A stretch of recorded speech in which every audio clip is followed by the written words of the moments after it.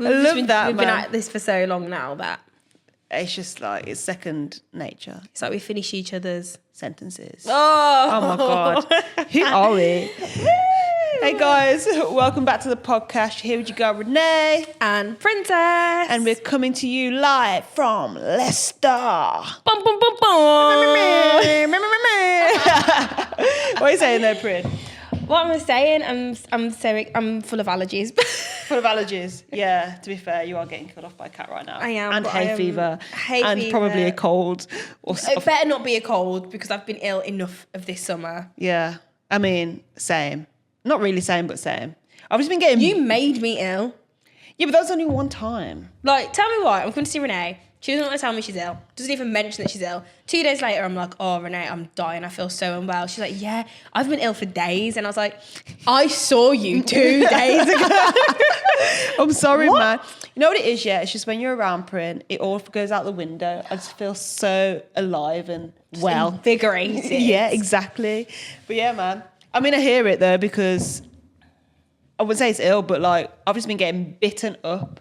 Really? Bitten up. I've got 2 bites here. I've got a bite here. I've got 2 bites on my leg. What the hell? Like, I don't know what is going on. It's this British sun. It brings out the creatures. Summertime. Summertime. I thought you were going more like Summertime. a summertime. Oh, no. Vibes Cartel. Free the man. He's here. He's here. Man is free. Yeah, he's free. He's here. I know. Should he be free? Probably not. But Yeah. here we are. Anyway, but yeah, I've been getting bitten up. How about you? How about you? You can give it up. Now, my health is doing fairly okay at the minute. But I did get a letter the other day from the doctor saying it's time to book my smear test. Oh my God. So A smear test. how exciting! So, a smear test? Yeah. That happens once a year, yeah? No, every 5 years. Okay, good. But it happens once a year for me. Because I'm special. Yeah. No, so basically, last year, I had my first smear. Turned 25, had my first smear, and they found a little bit of HPV, which is what they're looking for when they do your smear. What's HPV? So I believe it stands for human papillomavirus. I believe. She believes. I believe. Believes. I'll do a little fact check. But yeah, it stands for what does human that mean? papillomavirus. Oh my God, girl. I'm sorry. I'm not a doctor. I know, but like I also got my letter for the smear test because I also turned 25 last year. So you had it last year. You didn't get another one though. No, I've had one smear test and I was like, why? Yeah, it is human papillomavirus. So the human papillomavirus is a group of common viruses, but some types can cause genital warts or cancer. So basically, that's what they're looking for when you have your smear to see if there's like a high risk if you're having cervical cancer. Okay, because I tell you what, when I I didn't even see the letter. Let's just say Mumsy saw the letter and booked the appointment. I was like, why? And she was like, tell him that it's human nature. I was not ready. No, I was like, because like it's for us, like a smear, like it's such a like an awkward thing to me. Like the fact that I had to go into a doctor's office, drop my trousers, and then my legs are just up in the air. I'm like. I know, and it is like such an awkward thing for most people. And that's why I want to talk about it today. I want to talk about smears. I want to talk about like women's health in general because I just feel like it's such a taboo, and we're not taught enough about it. Like I remember being so scared for smear. Like it was like when we were teenagers, it was like when you turn 25, you will have to have this thing done to you, and it was never properly explained what it actually was. And also, 25 seemed so long ago back then. For real, like it's only been a year. No, but I mean like when we were young. Oh yeah. Yeah. The 25 does seem long ago now. Yeah. I mean, I forgot about it until I got told I had to go, yeah. That's what I mean. What? And then the letter came and I was like, oh my God, I'm officially in the over 25s category of X Factor. What the hell is my Oh life? my God, that's outrageous. It hurts me. But yeah, it was nerve-wracking, and I know so many friends that like got the letter and put off making the appointment for so long. Like I'm sure I know people that probably still haven't had it. If you are listening or watching, I should say, you should go and get your smear done if you're over 25. And I Yeah. wish you could get it done younger. I don't really understand why it's not available in the UK readily until you're over 25. Because I'm going to give you some science lesson. Okay, go. So HPV is introduced to the body in that sense through like skin and skin contact, so like sex, but it can also be through like oral sex or like sharing sex toys and stuff like that. And obviously the legal age for sex in this country is 16. I'm sure people are having sex younger than that, and regardless, even if you do start having sex when you're over 16 or like any kind of sexual activity, you are opening yourself up to HPV being introduced to your intimate area and stuff like that. So I don't understand why it's 25. I think it should be much lower. Yeah. So even if you're a lesbian guys, like it doesn't, you don't disregard it, you know what I mean? Because a lot of people think like, well, they'll go, like, even if you get to 25 and you've never had sex, or you're not sexually active, like you should still go and get your smear done. A lot of people think like, oh, well, I've never had like penetrative sex, so like I don't need to have it. You do. You do need to have it. You do. Like, we want to be safe out here. We want you to be healthy. Health and wealth is what we say around here. But it is scary. You tell, what was your experience like going to get your smear? Like, come on, I mean, run us through. So what did I do? I shaved. I shaved because I was like, I don't know how you're supposed to... What's the etiquette? Yeah, like, I don't know how you're supposed to prepare for something like that. Do you know what I mean? They see all sorts of stuff. Yeah, I know, but like, basis. I don't need you to be like, oh, do you remember that one girl that was like doing up chewbacks? You know what I'm saying? I'm not trying to do that. Oh my God. Yeah, I went there. I went with my mom. My mom was like, I'm just going to wait in the waiting room. Had a conversation on the phone, whatever. Went in there, and it literally, I was in there for probably about 3 minutes and 40 seconds. It's so fast, isn't it? So quick, yeah. I went in there, I bopped in there, I was stood all awkwardly like, oh, what do I do now? She's like, drop them trousers. I was like, oh, okay. It's like, lie down. Lie down, I'll be back in a minute. Cool. So went in there, lay down, dropped my trousers, open my legs, and then Bob's your uncle. And she was in there, but the way people like describe, I think it's the way people described it, which made me feel a bit like, oh, because they'd be like, they go in there and they have to scrape something. I was like, yeah. Who are you scraping? What do you mean scraping? And they say like, what? Oh yeah, because they have to like open you up. Yeah. And, like, people tell horror stories. But like, she went in, like, you barely feel it really. Like, it's not really like anything. Goes in, does it? Okay, you're done. Trousers on, see you later. I was like, oh. Is that it? We're not even going to get dinner or anything. But yeah, honestly, it was rapid, and I think I was like, okay, cool. I can do this again. Mm-hmm. I'm happy that it's 5 years away, but yeah, like I'm be fine doing it. So yeah, that was my experience. What about you? Mine was very similar to that though. Like, well, I went to the doctor on my own, but my nurse at the doctor's that did the appointment, she's been the same nurse I've had like my whole life, so she knew me, so it didn't feel as uncomfortable. And she was chatting away to me the whole time, and I genuinely didn't even know she'd done it. Oh. Like, I knew that she'd obviously inserted, like, the thing in, like, is it called a speculum? What's it called? A speculum? Oh, my God. Fact check. Speculum. Yeah, it is. It's a speculum. So, like, they insert a speculum into you just to kind of open you up a little bit more so they can, like, get the swab in and stuff. So I felt that, which was just, like, a bit, like, I wouldn't even say uncomfortable. If you've ever put in like a tampon or anything like that, it kind of feels a bit like, oh, like you can feel something's going on, but not like, it didn't hurt. It didn't hurt me at all. And then she was talking to me, and obviously I wasn't really looking, like I was just kind of staring at the ceiling. And she was talking to me, and then she just went, right, so you might experience a little bit of like spotting of blood now for the rest of the day, but like that's it. And I was like, oh, you've done it. I didn't even, like 3, 2, 1, go. I was like, oh, like I literally didn't even feel it. Yeah. Can't lie, I think it was more comfortable, for me anyway, but maybe I'm just different. It was more comfortable her doing that than me putting a tampon in. Yeah. Like, to be fair, some people do find tampons really uncomfortable. It's a struggle. The only ones I can use is the ones that have the blue plastic. The plastic insert. Yeah. Any other ones? I'll be there for hours. It is. You have to get in the right position. There are diagrams on the instructions. Oh my God. Leg on toilet seat. Leg on toilet seat, you know. Honestly, you are supposed to. You are genuinely supposed to. But this is what I mean. Like, we're not taught these things. Like, there's no... I'm not like, I mean, smears I don't think were even really mentioned in school at all. And I appreciate that, like, maybe it's because you don't have to have one until you're 25. But even still, like, there needs to be some form of way to prepare someone for that. Yeah. And like, because when I got my letter, so obviously you get a letter like a couple of weeks after your smear saying like you're all clear or like we found something. Yeah. And I got a letter saying that they found some HPV, and I was like, oh my gosh, I've got cervical cancer. Like, I didn't know what it meant. I did not know what it meant. And it literally says on the letter, and I called up to speak to them about it, and they were like, it's kind of like, it can appear kind of like the cold, so like the common cold. So it can show up and then it can disappear on its own.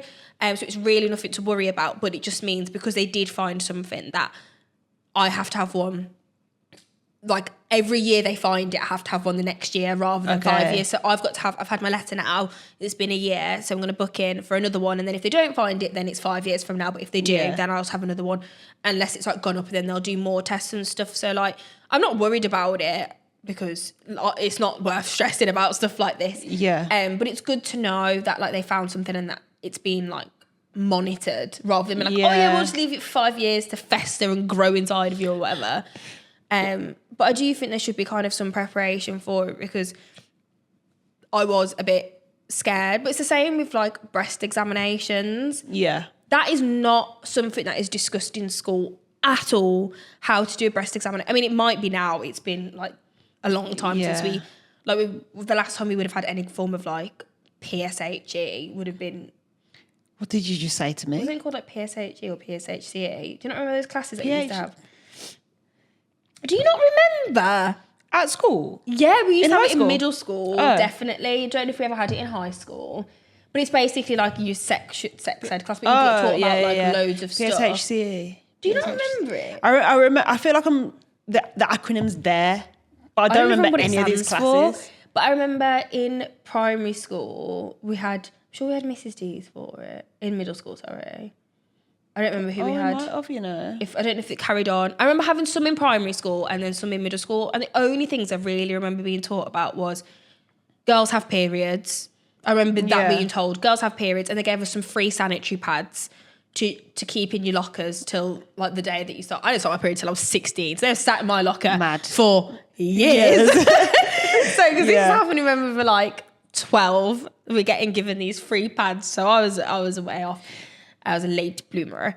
But even in high school, do you remember we got given, or I don't think everyone got given because I'm pretty sure they ran out, but like they gave the boys condoms, but they didn't give us any like tampons or anything. No, I do remember that. I find that very baffling. Like, I also don't understand the whole give the boys condoms, but like, why didn't they give the girls condoms as well? Yeah. Because I feel like girls should also be like responsible for their sexual health. I think it just was all very weird. Like, we weren't really taught much, and things about like, and I know this is still such a taboo, but even things kind of like surrounding like masturbation and like sexual health. We were taught about sexual health. I remember being shown pictures of like genital warts and everyone just laughs and like, do you know what I mean? But there was no like real conversations about it and how like going and getting checked. It was just seen as such a like, that's dirty, that's disgusting, like if you catch anything.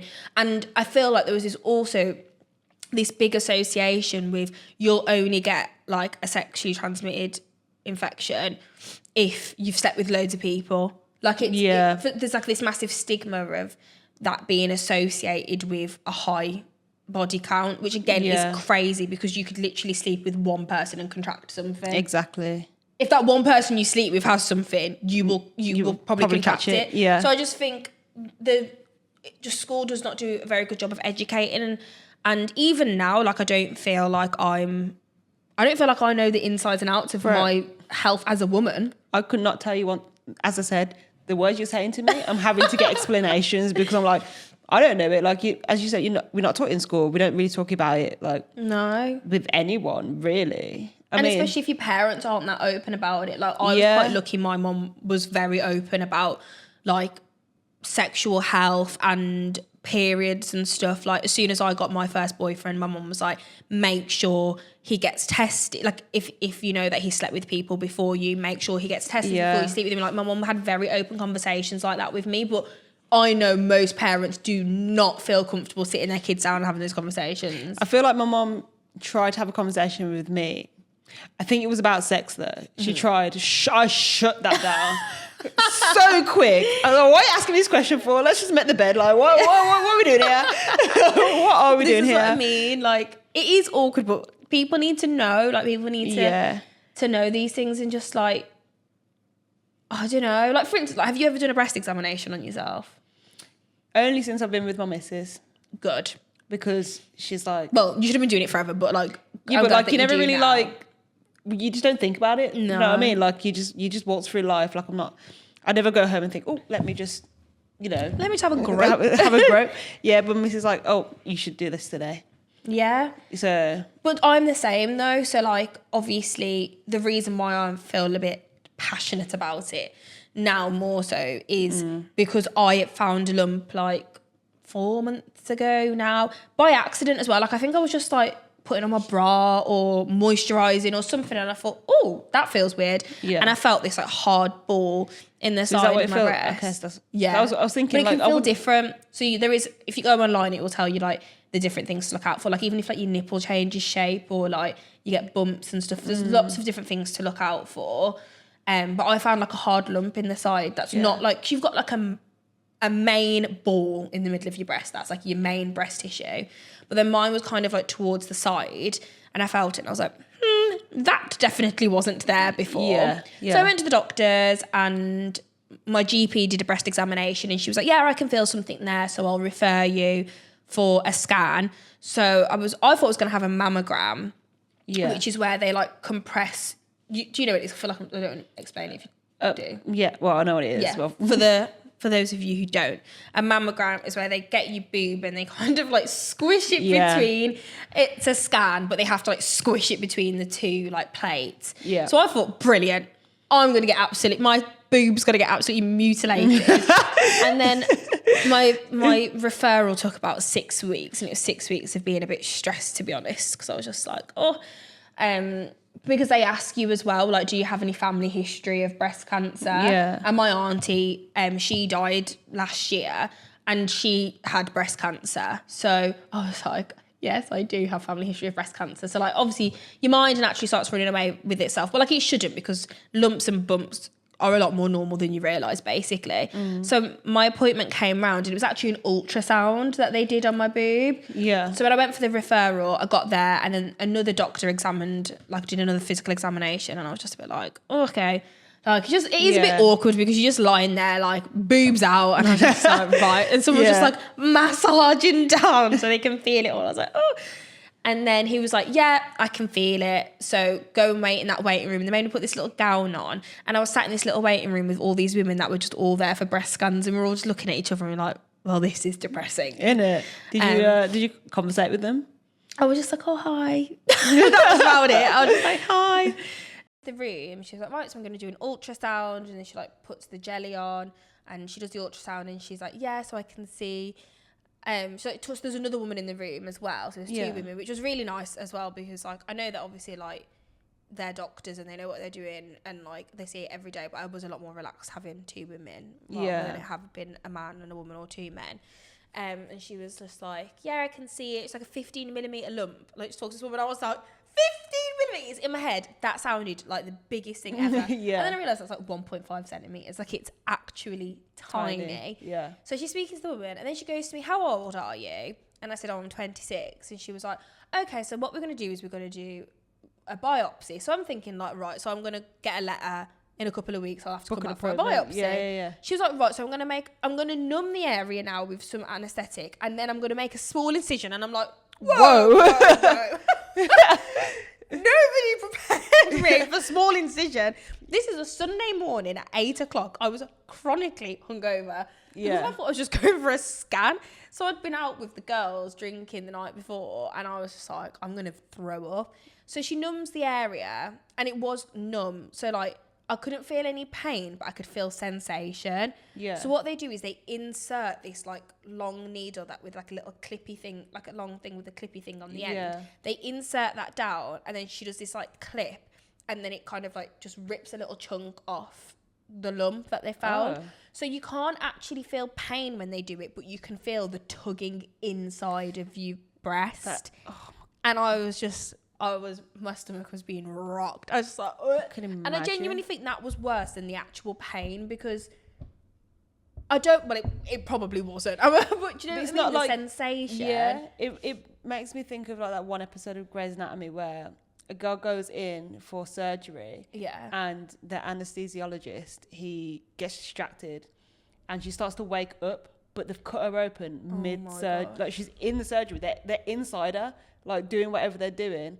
And obviously she can feel everything, and it's like crazy, but I don't know what. It just came to my mind. That's what I mean. I was just like, this is so bizarre. But it was a really quick process. And then I just like, to be fair, I did have a little cry after. I went into the changing rooms, and I just felt really overwhelmed, because it wasn't what I expected the appointment to be. And I was just thinking, oh my God, they've had to take a biopsy. That means they must be worried about it, which again, isn't the case. They're just doing their job, which I'm glad they didn't just look at it and go, oh yeah, it's nothing. I'm glad they took a biopsy, but give me some warning next time. I was going to say, even still, like, if that's the process of, okay, we're going to do the scan or whatever, and then if all goes not well, if we think that we need to do more, it would be stated in the letter. If you think we need to do more, then this is what's going to happen next, instead of just like, all right, cool, let me just knife grab, literally done. I was just like, no, this is not what I signed up for. So I did have a little bit of a cry when I got back into the changing rooms, but just because I was a bit overwhelmed, and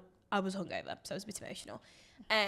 But then I went home, and actually I didn't. I went to the hairdressers. Oh girl, you was having a day. Because I was meant to come to yours after to do podcasts, and I said to you, I cannot. I was so upset about it. Like, it really just rocked me that whole day, and I just couldn't stop thinking about it. And a few weeks after that, I got a letter saying, just explaining what they'd done. So it didn't have any results, but it just explained what they'd done and what they suspected the lump to be, which was like a benign cyst, so like a non-cancerous cyst. Yeah. But then I had to wait to confirm. And then a few weeks after that, I got another letter and a phone call, I think. I can't quite remember. I think it was just a letter, actually, saying like, yeah, it's definitely just a benign cyst, so like it's nothing to worry about. It's very common in, like, once you get past a certain age and your hormones are fluctuating a lot more and stuff, it's quite common. But again, it's just crazy, the whole experience, because it was just like, before that I wasn't even doing breast examinations. Yeah. And that could have been something more serious, and if it was, luckily I would have caught it very early. Yeah. But that there's no way of knowing that if you're not doing breast examinations. So guys, go feel your breasts. Yeah. Guys, and also educate everyone. Yeah. Also educate yourself about like your body and like what it should normally feel like. Yeah, because like if you're like me, you just kind of just waltzing through life and just doing whatever. You're not thinking about like, oh, this could be wrong. Like, I could have a mole and be like, I would think nothing of it, do you know what I mean? But then at the same time, things like that can be cancerous. Am I right? Yeah. Okay, it can be a sign of skin cancer. Yeah, like there's so many signs and stuff that people are unaware of that like you really should educate yourself and get your checks, do your checks. 100%. Just the general familiarization with our bodies, and in just being able to know to look at it, and also in just like a self-love way. I don't know. Like, I just think it's so interesting. I watched this film before, so this is kind of going into more like sexual, not even sexual health as such, but just sexual understanding and stuff like that, which again is not something that we spoke about at school. Like, it's such a taboo to talk about sex being an enjoyable experience. Like, I feel like at school, sex is like, you have sex, it's like, what is you have that sex, film? you get pregnant. What is it? Is it Mean Girls?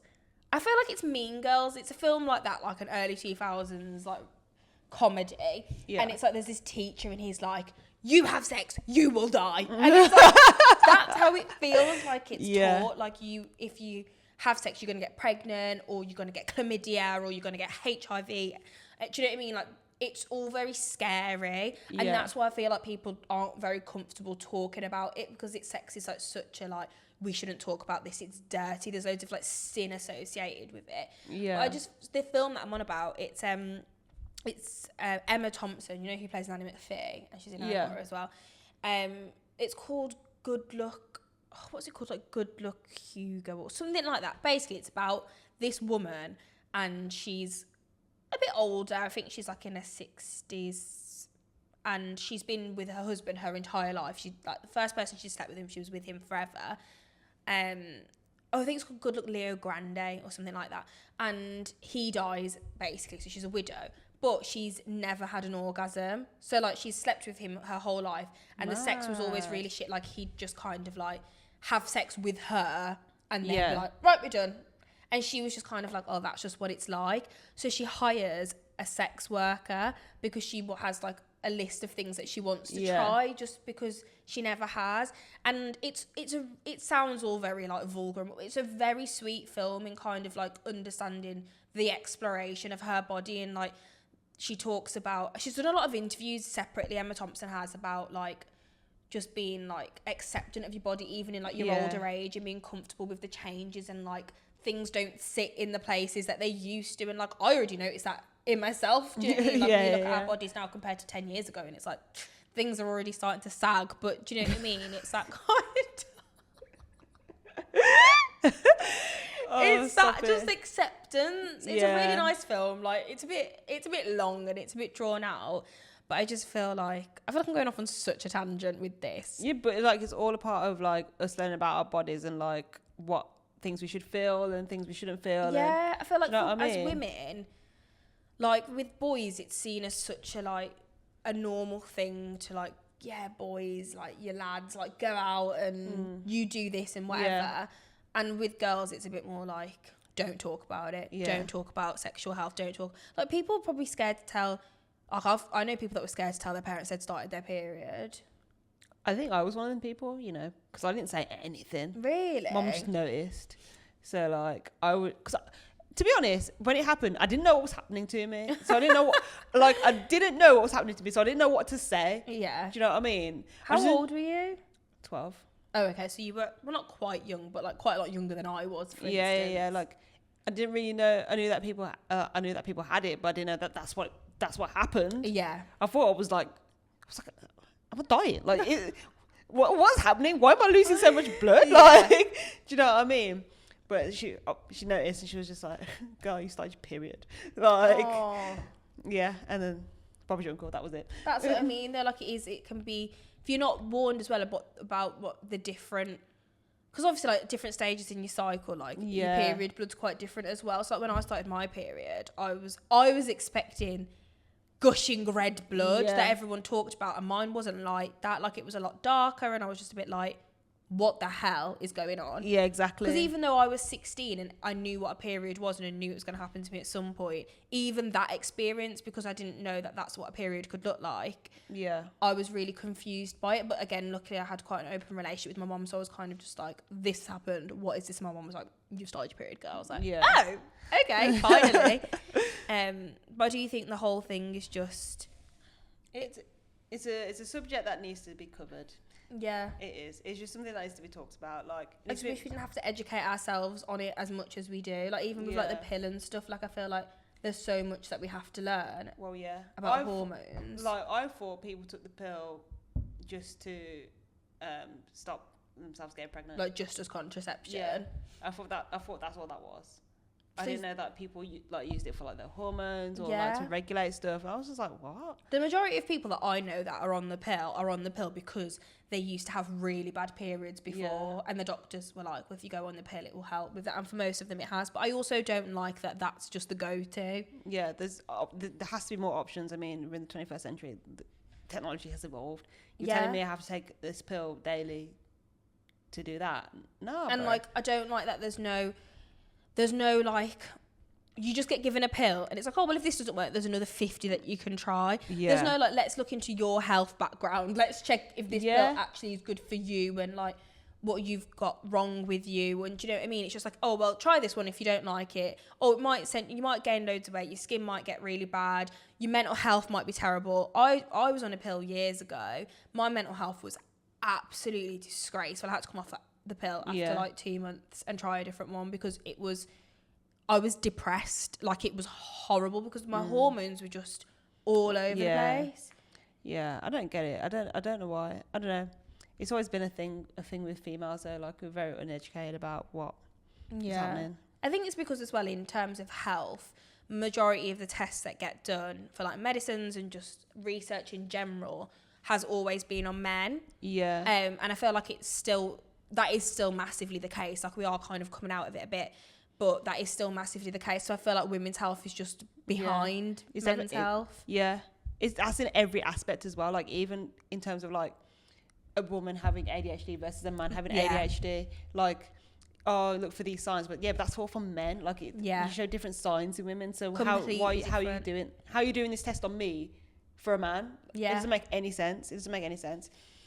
Which is it's weird to me. But yeah, hopefully times will start changing. Hopefully, and I think it's good because as a generation we talk about it a lot more. And like, I'm not one to talk about things that are like I will like behind closed doors, but like there have been early episodes of the podcast where I've been like, I don't feel comfortable talking about that. Do you know what I mean? But when it comes to health, like the reason why I'm so open about talking about periods, like breast examinations, sexual health, and just like women's like sex in general, in terms of like, it's science. It shouldn't be like, ooh, that's so gross, that's so gross. Like, it's actual science. Like, I'm not sat here talking about like really out there sexual stuff or whatever, because I wouldn't feel comfortable talking about that in like put out there on the internet. Do you know what I mean? It's completely different to a private conversation with a friend. But I feel like as a generation we are a lot more open about talking about this stuff than like our parents were and our grandparents. Definitely. So I'm hoping that it will just keep getting better, because I know for a fact that if I have children,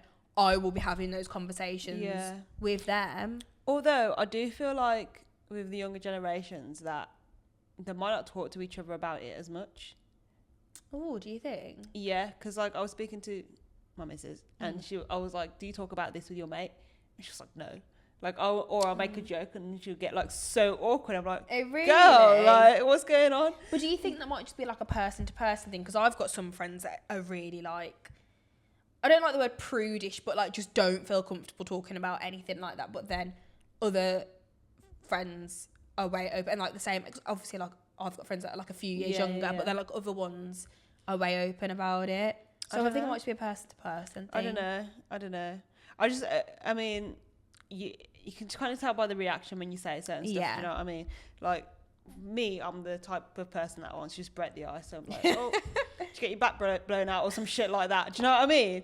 And you can tell by like an older person's reaction versus a young person's reaction. They're like, a younger person tends to be like, like, oh, I can't believe you just said that. I can't believe, But I just think it's hilarious because like, I mean, that's a way to put it, but it is a way for sure. But usually someone will laugh because it's such a way to put it. But when they get awkward, I'm like, okay, so I know what I can talk to you about versus I know what I can talk to you about. No, I think when it comes to like sexual stuff in that respect, people can be, but like even when it just comes to like talking about like going and getting tested, like I feel like we're a lot more open with that. Oh yeah, we definitely Do you know what I mean? are. Like saying like, oh, like if one of my mates was single and slept with someone, like just slept with someone on a night out, like the next day we'd have a conversation like, oh, like are you going to order a test kit or are you going to go to the clinic?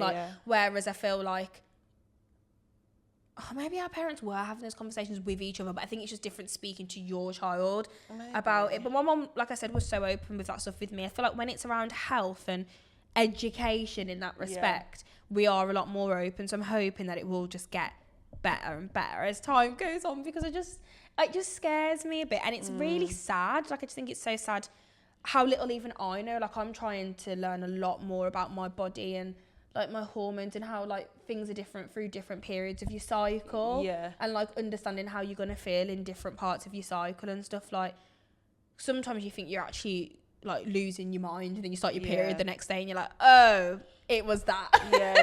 And it's understanding your body in that way and like being kinder to yourself because of things like that. Like I just think I think a lot I think for me a lot stuff like that I learned from probably just TV, you know. Probably just TV. Like there was that what was that series called? It's a Sin. Did you ever watch that? Oh my gosh. Yes. About HIV. Yeah. I watched that actually not long ago and I cried and I cried. It's intense in it, like it's a lot. But again, like if that wasn't there, I would have probably not known all that I know about HIV. Do you know what I'm saying? It's like at school, like I learned about chlamydia through just one person that I went to school with. Just go around and you've got the I'm like, what? You got the What does that mean? Apparently, it means you've got the clap because you didn't.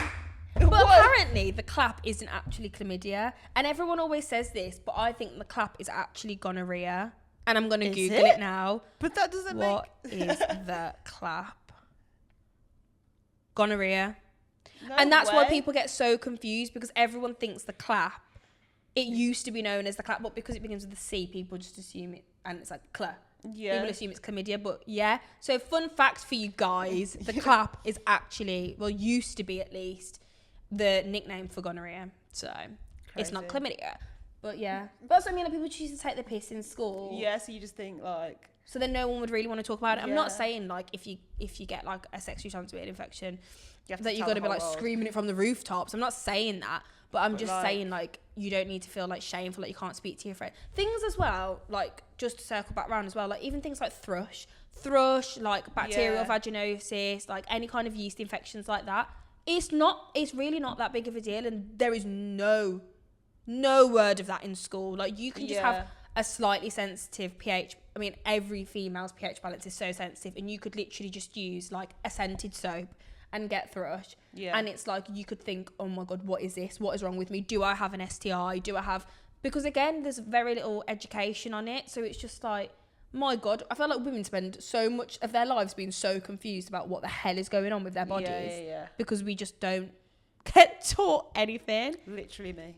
Maybe we should start doing like little segments teaching the nation. We'll educate ourselves and then we'll share our knowledge that we learn. I'm going to try and start thinking of like fun facts every like couple of episodes to drop in about women's health, because there's lots to know. Yeah, and hopefully you guys out there, people who are probably not or might not be as educated as you want to be, might have learned something from Print today. I know I'm not really much of an input because I'm one of you, like, in it. I don't know anything. I just know what happens. I know a smidgen because I've been through so much crap. I've had to learn it. But if I hadn't have gone through that stuff, I wouldn't know. And that's why I kind of wanted to share that. Like when I had all that stuff going on with my breast examination, like I didn't want to talk about it at the time because, to be honest, I was petrified. Yeah. But now I'm like, I know it's nothing to worry about. And even if it did become something, like I'd still want to educate, because I just feel like we've got to share our knowledge. That's why we made the podcast massively as well, was to just kind of share our experiences and things. So like I'm open to being a bit vulnerable about stuff like that if it's going to help somebody out there. Yeah, exactly. So if you need help educating, or you want us to touch more on the subject, let us know. Drop something in the comments. Just talk to us. Drop us a DM. However you want to communicate, let us know, and we'll do that for you guys. And remember, as soon as you finished listening to this episode, go do a breast examination. Yeah, go do it. I was gonna say, do you want to show them how to do it? But then obviously, I'm wearing the right top for it. Those of you that are viewing, this is a top that me and the uni girls made. Basically on our like last night in our uni house, we all took it in turns to like pull names out of a hat for who got to Copperfield, you know. So I've got Laura's hands. Nice. And everyone's got different hands, but who got your hands? Lara got my hands. Oh, so it was just like... To be fair, it was mixed up, but it was also kind of like based off the size of people's hands and the size of people's boobs. Stop a little bit. it. Because we didn't want someone with like really small boobs getting someone with massive hands, because it was just going to make it look weird. So we did try to kind of like figure it out. We made our little top. So this is an appropriate top. So guys, as soon as you finish listening to this episode, I don't care where you are, go take yourself to public toilet right now and go do a breast examination. I said public toilet. No, if you're in Mackey's, Copperfield in the mirror. No, you can wait till you get home, but just do it, and do it regularly. It doesn't have to be every day, but like even if you do it like once a week when you're in the shower, like when you're moisturising, when you're washing yourself, just get used to what you feel like, so that you know if you notice something abnormal, basically. And just in all aspects of like your health, just kind of get used to your body. And we're still learning loads about our bodies. I don't know what my body, I don't know what good is for me yet, but the only way to know that is by like starting to pay attention to yourself. So wise words from Princess. So yes, guys, if you like that episode, like the video. If you're on YouTube, like the video, drop us a comment, let us know. Also subscribe to us. Don't know what's happening there, but subscribe, obviously. If you're on Spotify, leave us a 5-star rating. It helps us out loads. Prin, where can they find us? So, if you don't already follow us on Instagram and TikTok, then I really don't understand what you're doing, because that is where you get the best of the best clips from all these episodes. And there's some really good clips coming up. So my God. If you enjoy watching us and there's any moments that you're laughing at, those moments will be captured on Instagram and TikTok at branching out podcast _. And if you do want to send us an email, like something just a little bit more private or lengthy, then you can do that too at branchingout2023@outlook.com. Yeah, so Thanks for listening. Thanks for listening, guys. See you next week. Bye. Bye. I know.